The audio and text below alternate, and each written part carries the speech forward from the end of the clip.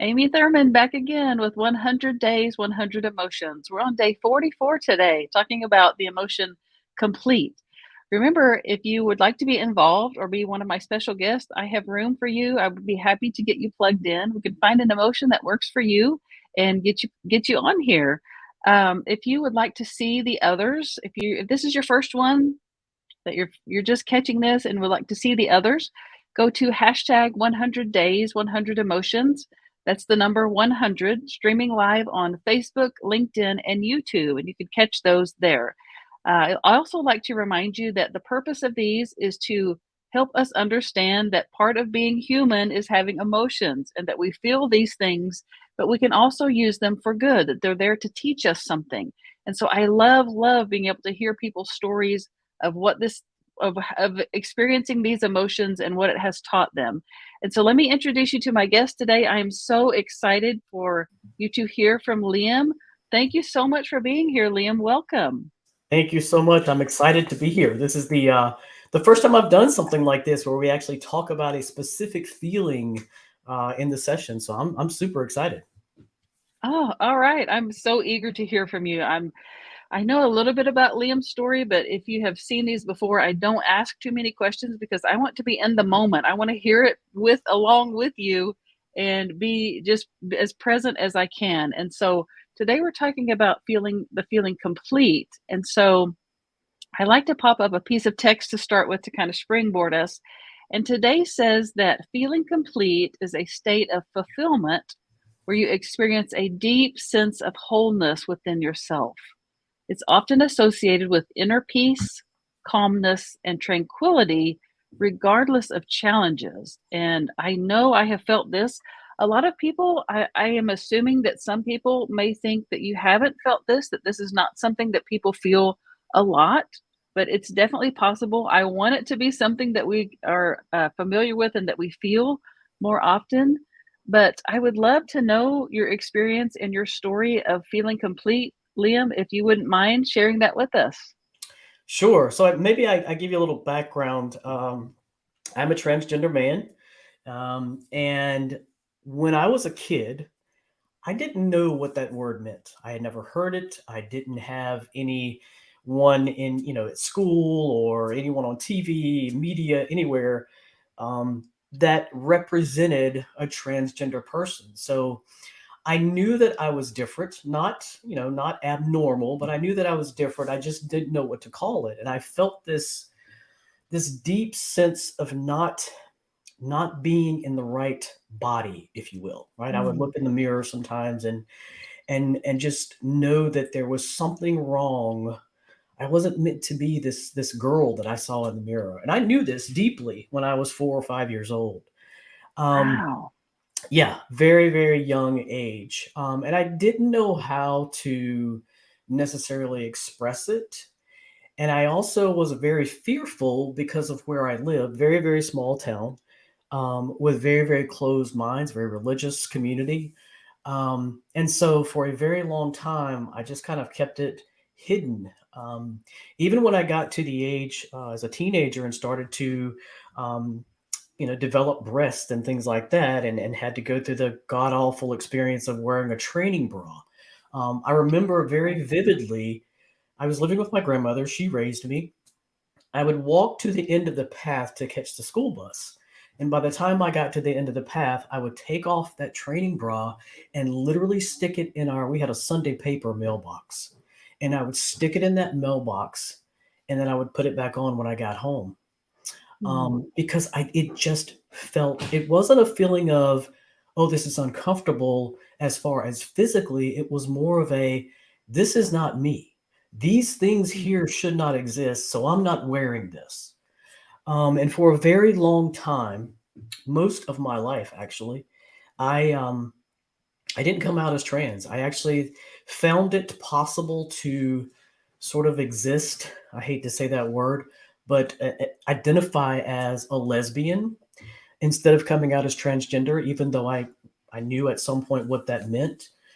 Because I felt like it was safer for me to come out to my family, safer for mm, me to be out at work in the community as a whole.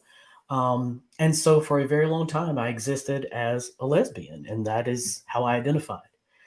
And about maybe 4 years ago now, I was at home with my wife, and I've been with my wife for 20 years. So that will tell you how long. Wow. Yeah. I was with my wife at home. We were watching a documentary about transgender people, and it was Valentine's Day. And I turned the TV off and I looked at her and I said, "Listen, I need to tell you something. And it's very important to me. I should have said something long ago, but I never felt safe, never felt comfortable, not with her, but in general, right?"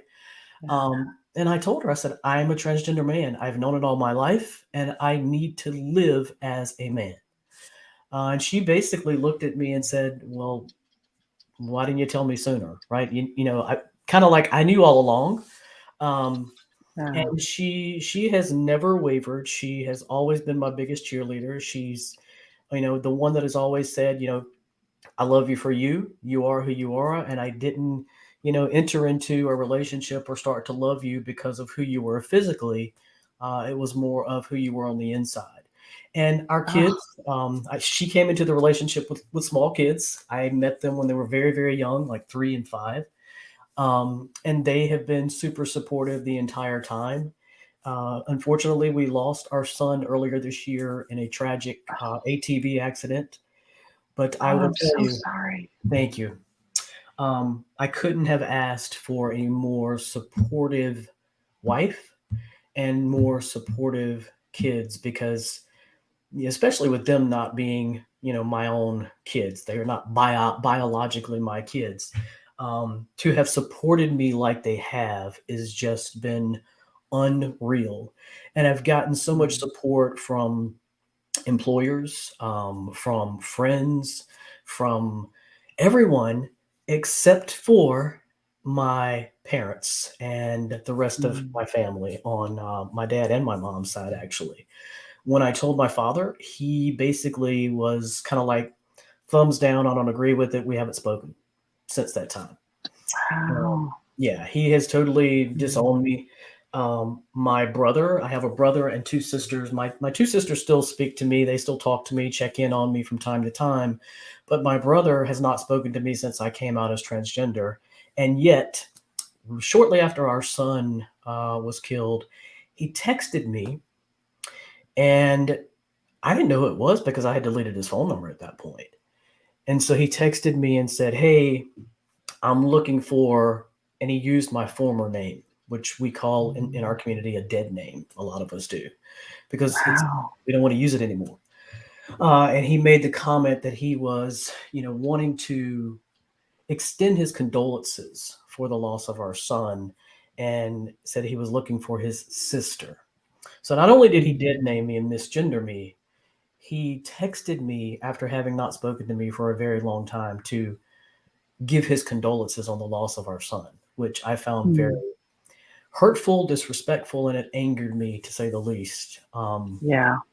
So yeah, I find it very interesting, and I've talked to a therapist about this a few times actually, but I find it very interesting that of all the people in my life, the one group of people that cannot and will not support me and have nothing to do with me are the people that you would expect to be the ones to support you the most, right? The family.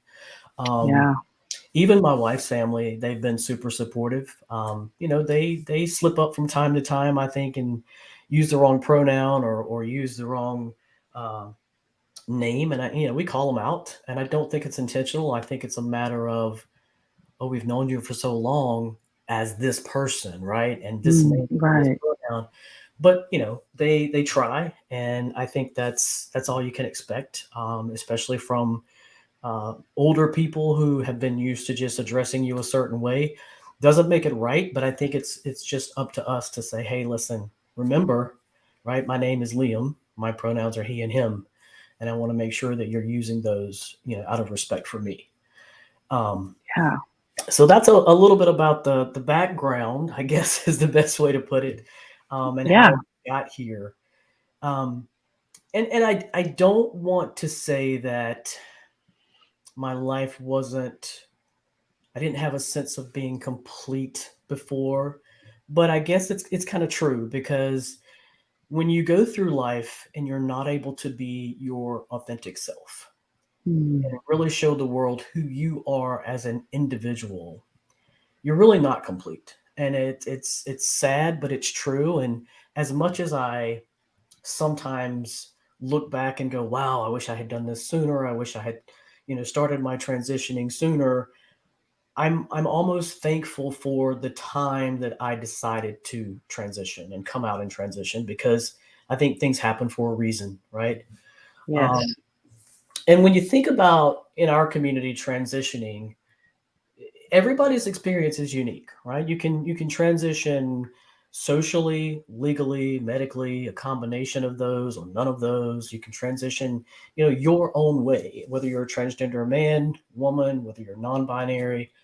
Um, and so everybody's experience is different. It varies from person to person. So I think that feeling complete as a transgender person also varies from person to person.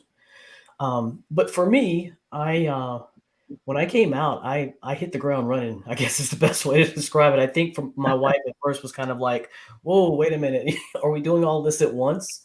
Um, because I wanted everything. I wanted to go through the gender affirming surgery, the top surgery, and I can talk more about that.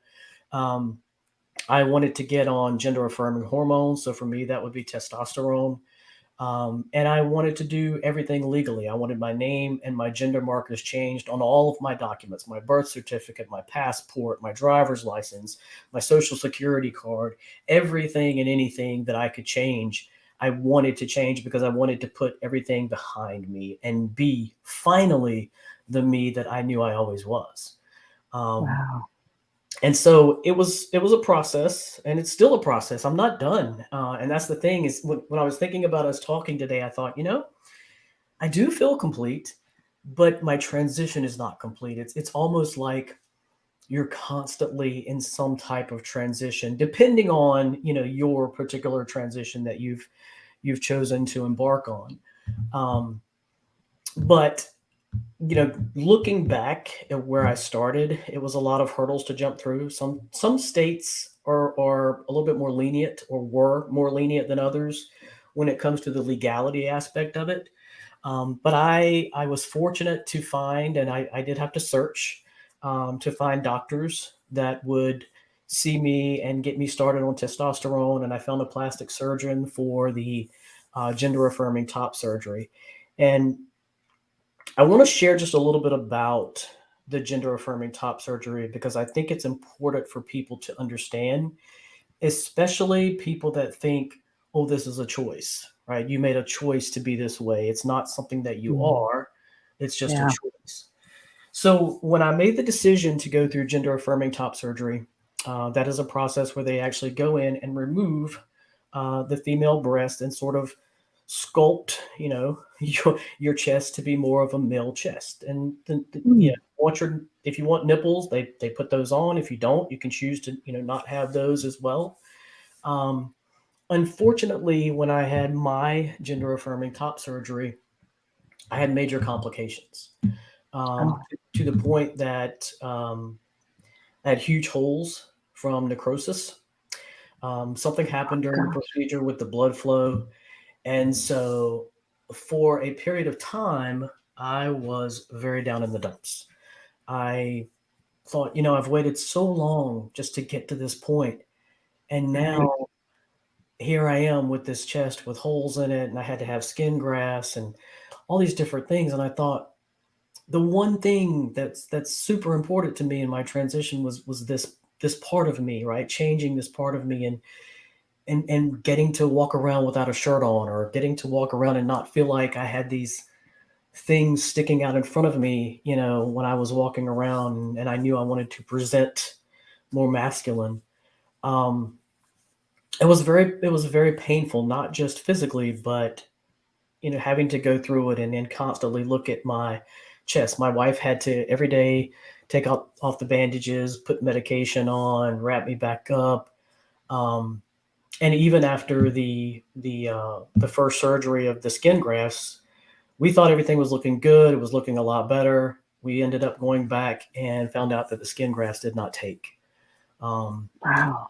yeah, so I have had 3 surgeries since that last surgery to sort of, when I say fix my chest, and we are getting to the point where it's starting to look a lot more like a regular male chest, but it will never be 100% like it should have been or could have been had I not had the complications. But I say all that because I want people to understand, if I had to go back and do it all over again and knew that I would have those complications, I would absolutely do it without any hesitation, Mm. because this part of me is part of what helps me to feel complete. Um, I can take off my shirt now. I feel like I'm absolutely 100% masculine. This helps me to feel that way. And even though I've got the scars, I look at those scars as, this is what I had to go through to be me, right? And so for Yeah. me, it's a matter of pride, not shame. And so I've got a couple more surgeries maybe that I have to go through, but I'm thankful for the doctors that I've had. My surgeons have been wonderful. And I'm thankful for the opportunity to be able to have those procedures because, as you may or may not know, we're seeing a lot of anti trans legislation taking away the health care Mm. that we certainly need, that's life saving. Um, but yeah, that was the top surgery for me. I have been on testosterone since probably a month or two after I chose to come out, and all of mine have been injections. And I want to talk about a little later how that feels. That part of the completeness of a trans person, at least for me. Um, but the one thing I want to talk about now is when we talk about the word complete, right? Like I said, everybody's transition is different. But for me, Right. there's so much of a feeling of not just completeness but wholeness now, right? As a transgender man who is still what I would say is transitioning, because there's a lot that I still am going to see as far as changes. I think my voice is about as deep as it's going to get now. I'm getting a lot more facial hair. um, and there's a lot of things that are changing with my body, but the feeling of completeness is this profound sense of alignment, is the best way to describe it, Oh, where yes. your reflection in the mirror, when I look in the mirror now, it finally matches the image that I've carried inside me for so long. I um, love that. yeah, it's amazing because when I look in the mirror now, sometimes I know my wife, sometimes she'll say, wow, you love to look at yourself in the mirror, and I'm like, thinking to myself, well, yeah, but it's because I finally see that person that I always knew I was, right? Um, there's this overwhelming relief, like this weight that you've been carrying for so long has finally been lifted off your chest, and you can breathe freely now. You don't struggle to breathe. You walk around with pride, and you feel like your shoulders are just almost like Herculean. There's this constant, this discord between your mind and your body is now sort of dissolved. It's gone away, and it's replaced by this harmonious unity that just resonates through every fiber of your being, almost like if you could look at your veins and see on the inside, it's like it's just running through your veins. um, Wow. it's so hard to even put it into words, and I've talked to so many other trans people that try to tell me, like, this is what it feels like to be me, this is what it feels like to be Wow. authentic. But it's like this authenticity that's running through your veins. It's raw, it's unfiltered, and it's like, this is my truth, and I can now present this to the world. The mask that I used to wear, this mask that I felt like was over my face, my chest, and my body, that concealed who I really was, I've taken it off, I've thrown it away, and now there's this face, this body that resonates confidence and self awareness. And I'm 5'4". I'll tell you, I'm a short person, but let me tell Me you, too. when I walk down the street, when I walk, I stand tall. I own every Oh. inch of my existence. I mean, you would think that I'm like 6 feet tall. Um, but I'm not. I'm short, got little feet, the whole nine yards, and those things. I think sometimes can cause me, and I think others will tell you the same thing, can cause a little gender dysphoria. And for those of you who are not aware, gender dysphoria is this discomfort or feeling of distress that can sometimes occur when your gender identity differs from your sex assigned at birth, or physical characteristics, and they don't line up. So, when I think about men in general, you think of bigger feet, right? You think of bigger hands. You think they're taller. So sometimes that gives me a feeling of dysphoria, but then I quickly, I usually just come right out of it, because I think, wow, look at how far I've come. Look at, how much I've changed. And I go back and look at old pictures of myself, and I look at pictures now, and I hear my voice from back then, and I'm like, whoa, this Mm. is amazing, right? It's this liberation, this emancipation from societal expectations, that no matter what happens, whether legislation continues to um, impact us, and I'm sure it will, until maybe hopefully things will change next year. But I'm gonna live unapologetically me, as the person I've always known I was meant to be. And I think So that good. there's this recognition that the journey is going to continue, right? And I think a lot of trans people would agree with that. Your journey just continues on, and you see these subtle changes, these big changes, depending on, um, you know, um, what you're on. If you're taking some type of gender affirming hormone, or um, whatever the case may be, there's a journey that you're on constantly. But it's not an endpoint; it's a milestone. Everything that happens in our transition, I think it's a milestone on a path of self discovery and growth. And every day, I would say, at least for me, there's a new opportunity to sort of embrace my authentic self, and to learn, to evolve, to connect with a world that, to me, right, like now, it's like I put on glasses for the first time, and everything's more vibrant and alive than Yeah. ever before. I look at things differently. I go outside and I look at flowers differently. I look at butterflies differently. I look at birds differently, because it's like everything is so crystal clear and beautiful and new. And I mean, part of me is like, wow, imagine how it would have been had you come out earlier in life. But again, I think Mm. everything happens um, for a reason. I feel like I'm talking a whole lot. So, No, no, that's okay. I'm fascinated. I'm just like, oh, this. I wish that we could just talk on and on and on. But as you're sharing, I'm thinking, and I told you this before we started. Like, I'm totally ignorant to all this. Like, if I say something that's offensive, it's not because I'm it's trying to be okay. offensive. It's because I'm just ignorant about it.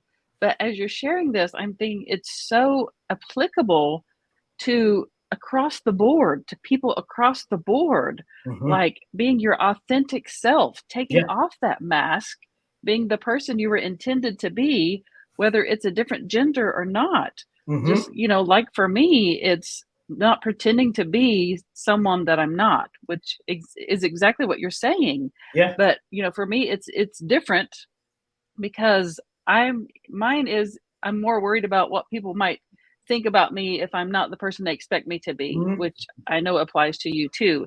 But just the message that you're sending is so applicable to everyone, and I would like really to stress that to the people watching, that it's a it's for everyone. It's not just for Yeah. um, people with gender identity. I don't even know what you call it. I don't want to be offensive, No, no, but it's gender identity, right? So my sex assigned at birth was girl, right? Female. And I don't identify, my gender identity is of a trans man. So um, that is what it means to be transgender, for example. Now, non-binary, on the other hand, means you don't identify as male or female. So it's just keeping in mind that sex assigned at birth is one thing, gender identity is another, right? They don't have to match. okay, got it. Okay. See, and this is so like I feel like I need to learn more about this because I told you before we started, like people like you. I don't know if that's offensive, but that means that people who have this message to spread need to be given more avenues to spread it Hmm. because it's so much more widely,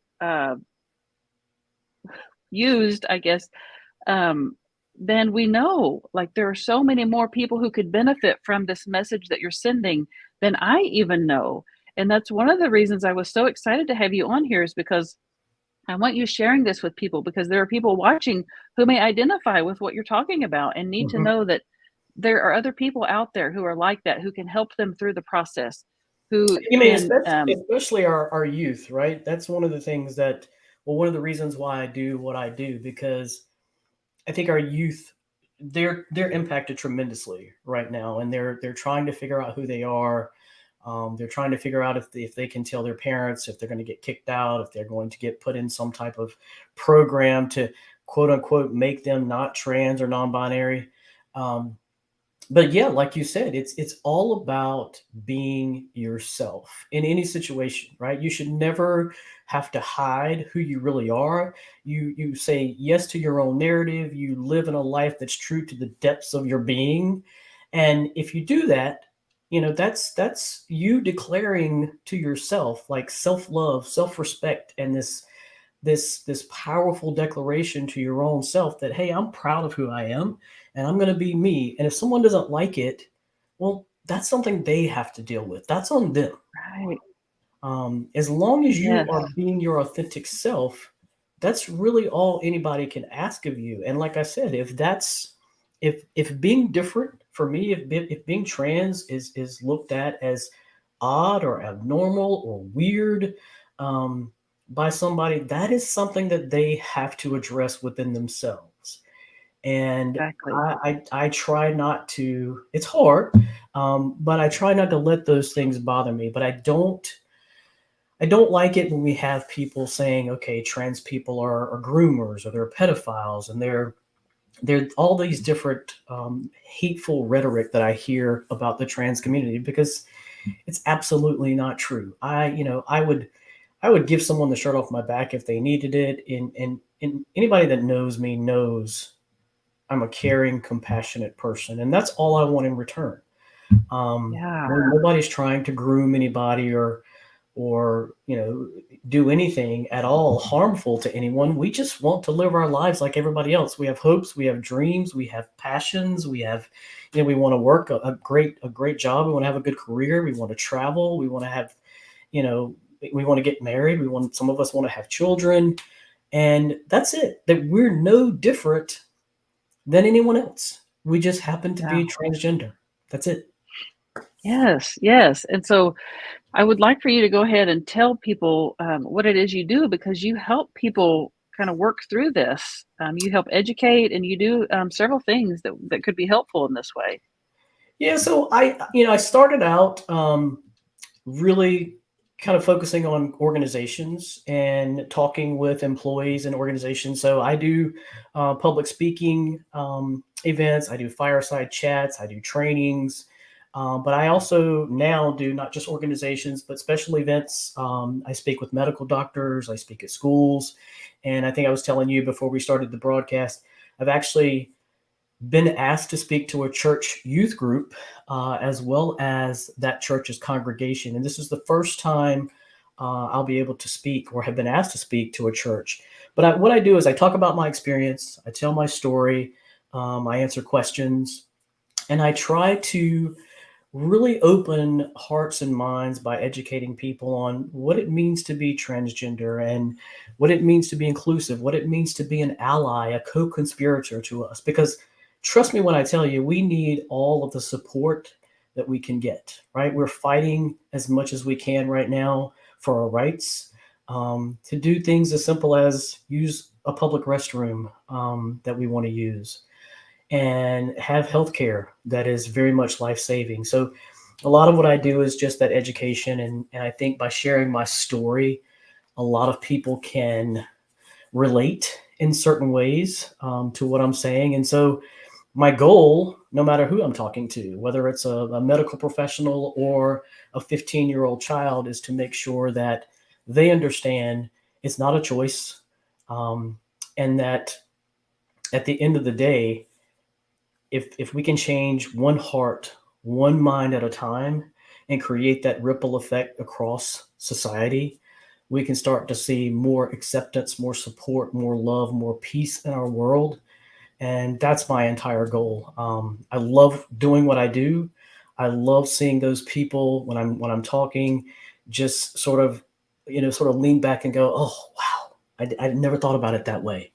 Or someone Yeah, who has for a very long time been so opposed and discriminatory towards our community, all of a sudden go, "Oh, okay, I see what you mean. It's not a choice. I understand now. Let me, I want to learn more." Those are the types of people that I absolutely love to talk to. And I do one-on-ones too. I've had parents reach out to me on LinkedIn and say, "Hey, can I set up some time to talk with you?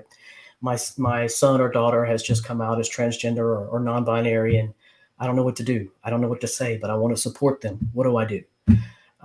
So yeah, that's that's beautiful. a bit of what I do. I enjoy it, and as long as I am educating and changing lives, I will continue to do that. I love that so much. That's so beautiful to me. And I can sense, just like the moment we started talking, even before we started live, that just your heart is to help people. Your heart is just Yes, love. You just want to spread love. And that's what I'm about too. I just want awesome. to spread love. And it makes such a difference in the world when you come at it from that perspective and from that motive. And people are drawn to that and they're more 100%. open, they're more willing to be open to what you have to say because you are motivated by love. And oh, it touches my heart deeply. That's why I'm like, oh, I just want to, I want to help in however way whichever way I can. Oh, Well, this is definitely a okay. start, so thank you. Yeah, of course. And I hope people share this so that we can Me get the too. message out. And yeah, okay. So let's move on to the image. I use an AI image generator to create an image that represents the emotion of the day. Okay, And so today we're talking about being complete. And so I'm gonna pop this image up. I'll full screen it and we can talk about the how it represents complete. It blows my mind how it works.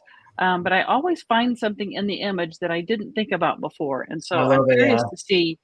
I'm curious to see what we can pull Oh, out of this one. And so this is the image it gave me when I asked it to, give me something that represents the emotion complete.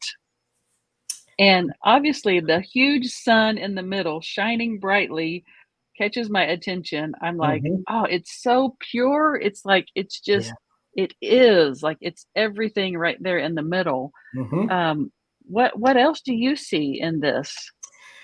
Wow, as soon as this came up, actually, it made me think of the very first time I ever took a dose of testosterone. Be Really? Yes, because all those different colors, it's almost like a lava flowing around that image in the Yeah. middle. It's for me, it was like, and I knew it wasn't going to be instant, right? I knew in my mind, "Oh, there's not gonna be an instant change." But as soon as it went into my body, I felt this amazing, for lack of a better way to say it, I guess, completeness. It's like this undercurrent of almost like a really cool lava, if that makes sense, right? But Really? Oh my goodness. it's like I planted this seed of transformation, and I knew that my body was going to nurture it, and I could watch it grow. I could see all the different changes, and it was like immediately upon that happening, taking that injection of testosterone, the universe kind of whispered and said, "You're seen, you're heard, you're valued, you're you, and this is who you are, and be proud of it." And it was like, wow, there's this whole shift in my self perception. It was just unbelievable, and that's what that photo makes me think of. Is like, that's like the testosterone just running through my body. Wow. Oh my goodness. That's so amazing. I love that That's so much. beautiful. Yeah, isn't it? It's like you never know. You It's never gorgeous. know. Wow. So good. Okay, so I'm going to drop your LinkedIn link in Okay, the comments so that people can connect with you there. please do. Um, you all watching, you need to know that Liam and I have rescheduled this 4 times. Four Like times. things came up each time, but we were just like, this message needs to be out there. Like it's just something that needs to happen. And I kept telling him it's going to happen when it's supposed to happen. Like That's someone right. is going to be watching when they need to be watching when we do this live. And so I Absolutely. feel like that's what's happening. Like those Yes. of you who are watching, if you need to reach Liam, if you need help with this, if you need support, I know that he will be happy to help you. And so I'm going to drop Absolutely. his link in the comments. And so feel free to reach out to him. Go follow him on LinkedIn. He's got like a plethora of followers over there. And so doing all kinds of good things. I'm so, so thankful that you were able to make this happen Me too. and be willing to share your story with us today. Thank you so, so much for being here, Liam. Thank you, Amy. I really, really appreciate this. Of course, of course. All right, you guys, thank you all for watching. Like I said, Thanks, if you want to everyone. see the others, hashtag 100 days, 100 emotions, the number 100. And if you would like to be a special guest, then let me know and I will get you plugged in. Until tomorrow, I will be back with another emotion. Bye, guys. Thanks, Amy.